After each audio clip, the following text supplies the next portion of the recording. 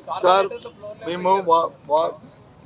మేము మా తాలూకా రిక్వెస్ట్ని వాళ్ళకి వచ్చి సబ్మిట్ చేసాం.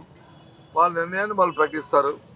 వాళ్ళు అక్కడ వాయిస్తో ఏమన్నారా ఏమనలేదా అవి మాకు అప్రస్తుతం.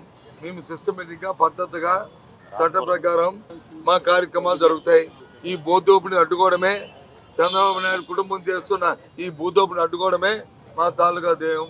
ఇది అన్యాయం, ఇది ఒక దుర్మార్గం. 5 సెంటు భూమిని ఇస్తేనే ఊరిగా అంటారు.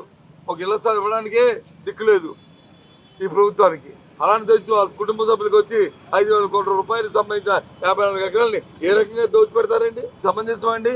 ఏం చంద్రబాబు నాయుడు గారు, ఇదేనా మీకు మీ తాలూకా సీనియారిటీ? ఇదేనా మీ సిన్సియారిటీ?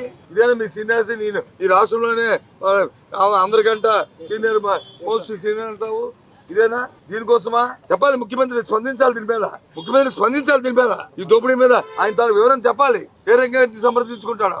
ఇదేంటి స్వయంగా కుటుంబానిక ఇది దుర్మార్గం. కాబట్టి దీన్ని వ్యతిరేకిస్తున్నాం. చంద్రబాబు నాయుడు తాలూకు కుటుంబం తాలూకే ఈ భూదోపిడీని, ఈ అవినీతిని ఎండగట్టి దీన్ని అడ్డుకోవడమే మా ధ్యేయం. ఓకేనా? సిబిఐ ఎంక్వైరీ కూడా అడుగుతున్నాం. అది ఒక భాగమే. ఇవన్నీ 30 తర్వాత వస్తాయి. ఇవన్నీ 30 తర్వాత వస్తాయి. ఒకవేళ వాళ్ళు భగవంతుడు వచ్చి అప్పన్న స్వామి, మన సంవత్సరం అప్పన్న స్వామి వచ్చి, అలాగే వెంకటేశ్వర స్వామి వచ్చి మంచి బుద్ధి ఇచ్చి అది ఇట్లా చేసుకుంటే సంతోషం. లేనప్పుడు అన్ని వస్తాయి.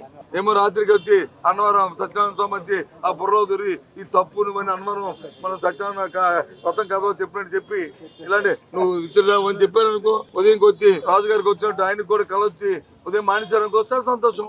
లేనప్పుడు పోరాటం లాభం. ఓకేనా?